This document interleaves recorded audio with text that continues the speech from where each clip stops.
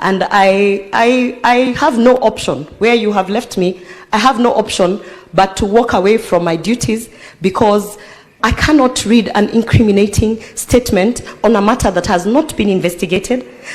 And Mr. Speaker, as it stands, I want to say that this being the last statement that I make, I continue to stand by my statements, and I want to say that it is truly unfair that Mr. Speaker, I just want to draw to your attention that we currently have a court case that is ongoing, Mr. Speaker, and I have been advised, Mr. Speaker, that the prescribed apology in the wording that it has been put, Mr. Speaker, I've been advised that it is self-incriminating and it undermines my right to a fair process with the current court proceeding that is there. Mr. Speaker, I have no problem apologizing to the House. I've apologized to the House. I continue to say that I apologize for my conduct.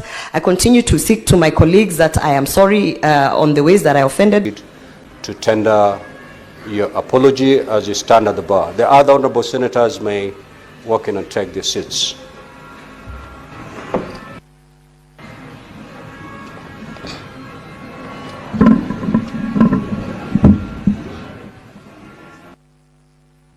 Speaker, I, Senator Gloria Oroba, hereby tender my unreserved apology to this Senate. I undertake that I shall abide by the responsibilities of leadership as set out in the Constitution, the Leadership and Integrity Act 2012, and the Parliamentary Powers and Privilege Act 2017. I therefore beseech to be admitted to the chamber. I thank you.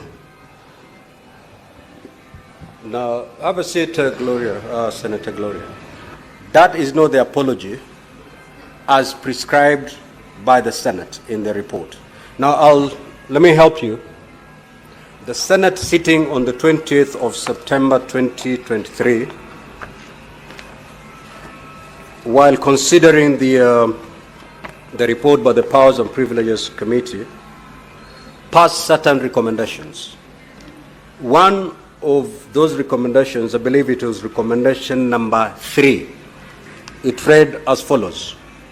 On resumption of the Senate sitting for the third session, the Senator, while at the bar, apologizes to the Senate, honorable senators, the Clerk of the Senate, and the Secretariat of Parliament before being admitted to the Senate pursuant to Section 17(3)(c) of the Parliamentary Powers and Privileges Act 2017 in the following manner.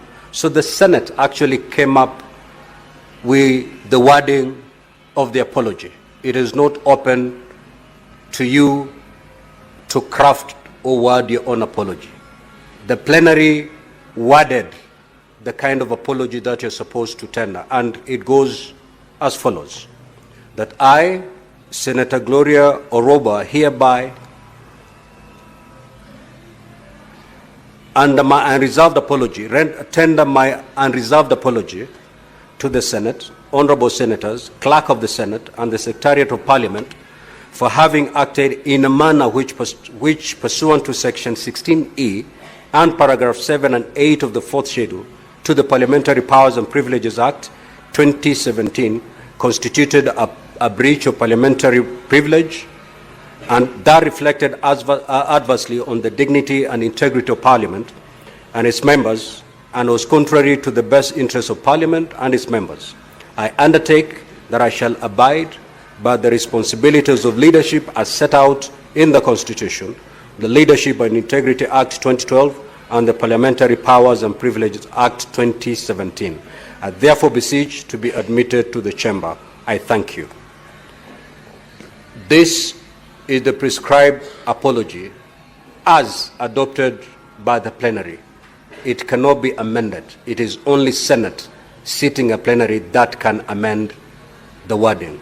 And therefore, Senator Oroba, proceed to read the apology as prescribed by the plenary and by this Senate. Mr. Speaker, I have apologized before, and I have no problem reading a prescribed apology, Mr. Speaker. Mr. Speaker, I just want to draw to your attention that we currently have a court case that is ongoing, Mr. Speaker. And I have been advised, Mr. Speaker, that the prescribed apology in the wording that it has been put, Mr. Speaker, I've been advised that it is self-incriminating and it undermines my right to a fair process with the current court proceeding that is there. Mr. Speaker, I have no problem apologizing to the House. I've apologized to the House. I continue to say that I apologize for my conduct. I continue to seek to my colleagues that I am sorry on the ways that I offended them. I have no issues apologizing. Even now I am apologizing, Mr. Speaker. And I brought this to your attention prior to this sitting, that there is a sentence there that actually is self-incrimination and that can be used against me in an ongoing court process. And because of this, Mr. Speaker, I had kindly requested to give the apology as I have read it, and even to further tell my colleagues and to this House that I continue to be sorry for the conduct that they perceived to be unbecoming. Mr. Speaker, I don't know how else to appeal, because as I stand here, Mr. Speaker, I have sat out my suspension without pay. I have suffered the consequences of reporting issues, Mr. Speaker, and I continue to suffer those consequences, and I'm okay with that. However, Mr. Speaker, I really don't understand in whose interest it is for a prescribed apology with a self-incriminating sentence that actually puts me in an issue. So, Mr. Speaker, I appeal to my colleagues and to this House. I am sorry. I don't know how else to say I am sorry. I have said I'm sorry before. No. I am saying I'm sorry again, Mr. Speaker. Senator Gloria, you cannot raise a point of order. The senator is not properly admitted to the House. So you cannot raise a point of order against her. Now, Senator Gloria, let me help you. It is not up to the Speaker or the Chair to vary the apology. The apology was prescribed by the Senate sitting at a plenary. It is only the plenary sitting again to reopen this matter and amend that particular apology. As it stands, it must be read as contained in the report. So you either read this apology as prescribed, or you go think about it and come back at any day, any time that you be willing to read it as is prescribed.